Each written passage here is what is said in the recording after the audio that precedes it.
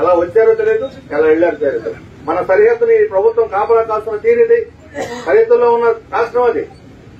ప్రగల్భాలు చెప్పడం కాదు, ఏం చేస్తున్నారు అనేది ముఖ్యం. ఆపరేషన్ సింధూరా 22 నిమిషాల్లో ముగించేశాం. మొత్తం 9 ఉగ్రవాద శిబిరాలను పాకిస్తాన్ లో ఉన్నటువంటి వాటిని నిర్మూలించేశాం పిఓకులు అని చెప్పారు. ఆ తర్వాత 3 రోజులు కాల్పులు కొనసాగినాయి. ఉన్నటువంటి కాల్పులు విరమణ జరిగింది. కాల్పులు విరమణ అంటే అర్థం ఏంటి? పాకిస్తాన్ మీద యుద్ధం జరిగినట్టు, యుద్ధాన్ని విరమించినట్టు. ఎవరు విరమించారు? అమెరికా అధ్యక్షుడు ట్రంప్. అంటే మన దేశం తరఫున అమెరికా అధ్యక్షుడు ట్రంప్ ప్రకటిస్తాడా? ట్రంప్ ఆదేశాలకు లోబడిపోయి మన దేశ సార్వభౌమాధికారాన్ని, దేశ ఆత్మగౌరవాన్ని ఈ ప్రభుత్వం అమెరికాకి ట్రంప్ కు తాకట్టు పెడుతున్నారు. సిగ్గు లేదా అని చెప్పి అడుగుతా ఉన్నాం. భారతదేశ ఆత్మని అవమానించేటువంటిది. అసలు యుద్ధం చేయమని ఎవరు అడిగారు మమ్మల్ని? ఉగ్రవాదాన్ని నిర్మూలించమని దేశ ప్రజలు అడిగారు. ఉగ్రవాదాన్ని నిర్మూలించడం ఈ రోజు కూడా సఫలం కాలేదు. ఇంతకుముందు మన ఆపరేషన్ జరిగినాయి. 2 సార్లు దాడులు చేశారు. కాదు, సర్జికల్ స్ట్రైక్ జరిగింది 2 సార్లు.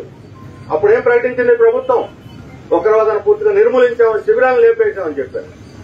మరి 2 సార్లు సర్జికల్ స్ట్రైక్ చేసి మొత్తం ఉగ్రవాద శిబిరాలు నిర్మూలించేస్తే ఇప్పుడు మళ్ళా ఎక్కడి నుంచి వచ్చినాయి ఇవి? అంటే పుడుతూనే ఉన్నాయన్నమాట. అంటే ఉగ్రవాదానికి మూలం ఎక్కడో ఉంది.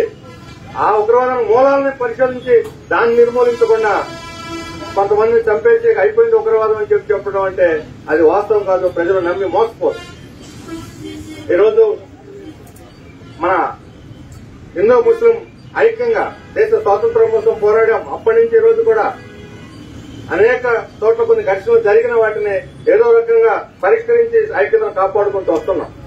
ఇప్పుడు గత 10 సంవత్సరాలుగా మోడీ అధికారంలోకి వచ్చిన తర్వాత బీజేపీ, ఆర్ఎస్ఎస్ వాళ్ళు ఏ చిన్న అవకాశం దొరికినా దానికి మత రంగు పులిమి రాజకీయంగా లబ్ధి పొందాలని చూస్తున్నారు. ఈరోజు ముస్లింలందరూ ఉగ్రవాదుల పేరుతోటి ఈ 20 రోజుల్లో, 4 రోజుల్లో 108 ఘటనలు జరిగినాయి. ముస్లింల మీద దాడులు. వాళ్ళ మీద బలవంతంగా కొంతమందిని చంపేశారు, కొంతమందిని కొట్టారు, తరివేశారు. వాళ్ళలో కొన్ని చోట్ల బీజేపీ వాళ్ళు ఉత్తరప్రదేశ్, మధ్యప్రదేశ్ లో ఏళ్లను చేస్తున్నటువంటిది. అక్కడ యుద్ధంలో ప్రాణాలు కోల్పోయినటువంటి వాళ్ళ యొక్క కుటుంబాలని, సైనికుల్ని, వేరే సైనికుల్ని మోడీ కాళ్ళ మీద పడమని చెబుతాడు మధ్యప్రదేశ్ ఉప ముఖ్యమంత్రి. ఆయన బీజేపీకి చెందిన ఉప ముఖ్యమంత్రి. వేరే సైనికులు వచ్చి మోడీ కాళ్ళ మీద పడాలా? యుద్ధం చేసిన మోడీనా సైనికుల? సైనికులను అవమానించడం కాదని చెప్పి అడుగుతున్నా. హర్యానాలో ఒక నేవీ కమాండర్ భార్య, కమాండర్ చనిపోయాడు ఉగ్రవాద దాడుల్లో. ఆయన భార్య మాకు ముస్లింలు సహాయం చేశారని చెప్పిన పాపానికి ఆమె మీద దాడి. కాల్పుల విరమణ ప్రకటించినటువంటి విక్రమ్ మిస్త్రీ అనేటువంటి రక్షణ శాఖ కార్యదర్శి మోడీ చెబుతాడు, ఈయన ప్రకటిస్తాడు. వాయిస్ ప్రకటించే నేరానికి ఆయన కూతుర్ని దుర్భాషలాడి అవమానపరిచి తలెత్తుకోలేని రీతిలో తర్వాత మరుసటి రోజు నుంచి ఇక అధికార ప్రతినిధి బాధ్యతలు కూడా నిర్వర్తించకుండా ముఖం చాటేసుకోవాల్సిన పరిస్థితి సృష్టించింది వీళ్ళు. ఇంకొక వైపు విజయ్ అనే అతను మంత్రి, బీహార్ మంత్రి, అతను ఈ అధికార ప్రతినిధిగా ఉన్నటువంటి ఖురేషి అని చెప్పిన ఆమె ఉగ్రవాద సోదరేట. ఉగ్రవాద సోదరి అని చెప్పిన ఆమె ముద్రేసి ప్రచారం చేస్తున్నారు. అంటే మతాన్ని బట్టి. మరొకవైపు ఈ విజయ్ షా మీద ఎలాంటి చర్య లేదు. బీజేపీ నుంచి ప్రకటన కూడా లేదు. ఎంపీగా కొనసాగుతున్నాడు, వాళ్ళ అధికార ప్రతినిధిగా ఉన్నాడు. కేసు పెట్టిన తర్వాత సుప్రీంకోర్టు, హైకోర్టు అందరూ మట్టిగాలించి ఇలాంటి అనాగరికుడికి సమాజంలో ఉండే హక్కు ఉందని ప్రశ్నించింది సుప్రీంకోర్టు. అయినా ఇంతవరకు చర్య తీసుకోలేదు. అదే మరొకవైపు అశోక్ యూనివర్సిటీ ఢిల్లీలో పనిచేస్తున్న అలీఖాన్ మహదాబాద్ అని అతను వాస్తవాలు చెప్పడం మాకు టీవీ ముందుకొచ్చి ప్రజలు ఏది కోరుకుంటున్నారు అది కాదు, వాస్తవం జరిగిందని చెప్పండి అని అడిగినందుకు అతని మీద ఉగ్రవాద నిరోధక కేసు పెట్టి, యూఏపీఏ కేసు పెట్టి జైల్లో తోస్తారా? ఇప్పుడు సుప్రీంకోర్టు తప్పు అని చెప్పి బెయిల్ ఇచ్చింది.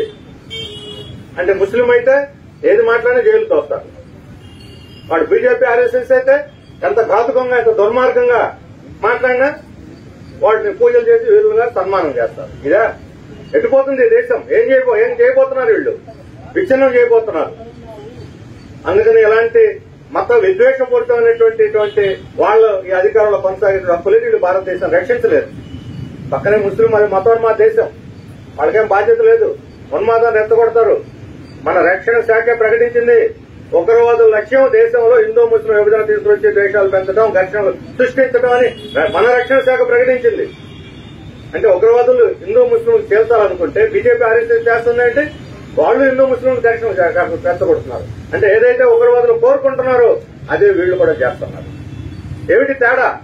పాకిస్తాన్ మతోన్మాద ప్రభుత్వానికి మనకేమిటి తేడా అంటే ఈ ప్రభుత్వం కూడా హిందూ మతోన్మాదాన్ని రెచ్చగొట్టి ముస్లింలు క్రైస్తవులు ఎవరు ఉండకూడదు ఈ దేశంలో. పవన్ కళ్యాణ్ అన్నాడు హిందువులు ఎక్కడికి పోరు, ఇక్కడే ఉంటారు, మీరందరూ వెళ్ళిపోండి. ఇది హిందువుల దేశం, హిందువులు మాత్రం ఉంటారా భారతదేశంలో? దమ్మనే పవన్ కళ్యాణ్ గారు ఆయన కుటుంబంలో ఉన్న వాళ్ళంతా హిందువులేనా? మనమే తెలుసు కదా.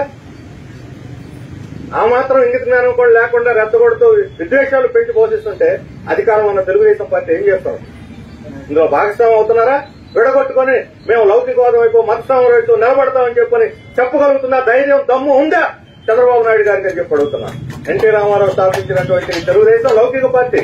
ఈ లౌకికవాదాన్ని ఈరోజు కేంద్రానికి తాకట్టు పెడితే కేంద్రం మన దేశ ప్రతిష్టని ట్రంప్కు తాకట్టు పెట్టింది. అంటే మన స్వతంత్రం ఏమవుతుంది?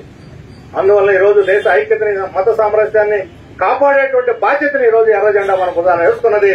అందుకనే 20వ తేదీ నుంచి రాష్ట్ర వ్యాప్తంగా అన్ని చోట్ల సమైక్యత యాత్రలు జరుపుతున్నాం. ఐక్యంగా ఉంటేనే ఉగ్రవాదాన్ని ఎదుర్కోగలుగుతాం, ఐక్యంగా ఉంటేనే విదేశీ శత్రువుల్ని ఎదుర్కోగలుగుతాం, ఐక్యంగా ఉంటేనే మతోన్మాదాన్ని ఎదుర్కోగలుగుతాం, ఐక్యంగా ఉంటేనే దేశ సమైక్యతని కాపాడగలుగుతాం.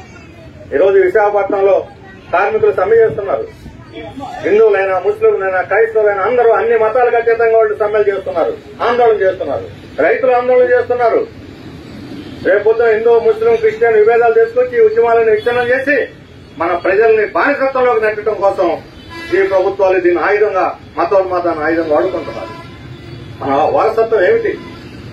మన పూర్వీకులు అశోకుడి కాలం నుంచి, బౌద్ధుడి కాలం నుంచి, ఆ తర్వాత అక్బర్ కావచ్చు, ఆ తర్వాత శివాజీ కావచ్చు, లేదా శ్రీకృష్ణదేవరాయలు కావచ్చు, ఆ తర్వాత ఆధునిక కాలంలో స్వామి వివేకానంద, అన్నమయ్య లాంటి వాళ్ళు, బ్రహ్మంగారు, వీర బ్రహ్మంగారు లాంటి వాళ్ళు, వేమన లాంటి వాళ్ళు, ఆ తర్వాత స్వాతంత్రోద్యమంలో గాంధీ, నెహ్రూ, సుభాష్ చంద్రబోస్, భగత్ సింగ్ లాంటి వాళ్ళు, ఆ తర్వాత కమ్యూనిస్ట్ ఉద్యమంలో సుందరయ్య, ఈఎంఎస్ నమ్ముతుడిపాదు లాంటి వాళ్ళు ఏం చేశారు? వాళ్ళు మత సామరస్యాన్ని బోధించారు, దేశ ఐక్యతను ప్రబోధించారు, ప్రజలందరూ ఐక్యతను కోరుకున్నారు. అందుకోసం త్యాగాలు చేసినటువంటి సంస్కృతి సాంప్రదాయం ఉన్నటువంటి దేశం మనది.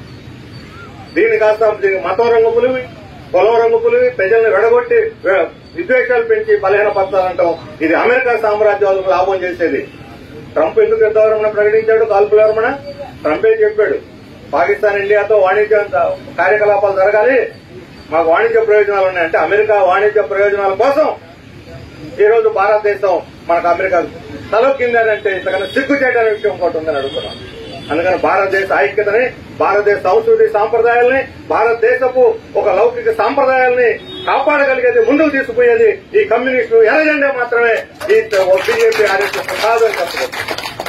అందుకని ఈ సభ డిమాండ్ చేస్తా ఉన్నది, మీరు తక్షణం ఎవరైతే ఉగ్రవాదులు దాడి చేసి 26 మంది ప్రాణాలు బలికొన్నారో వాళ్ళని పట్టుకోండి. ఇంతవరకు పట్టుకోలేకపోయారు, ఫెయిల్ అయ్యారు, మీరు విఫలమయ్యారు వాళ్ళని పట్టుకోవడంలో, ఉగ్రవాదుల్ని పట్టుకోవడంలో. అందుకని మత విద్వేషాలు మాని ఉగ్రవాదులను పట్టుకునే పని చూడండి. దానికి బదులు మోడీ ఇప్పుడు 21వ తేదీ వస్తాడట విశాఖపట్నం యోగా. చంద్రబాబు నాయుడు గారు ఇప్పుడు ఆయన ఒక రోజు వస్తే 4 రోజులు వెంటనేస్తూ మోస్తున్నారు. ఈరోజు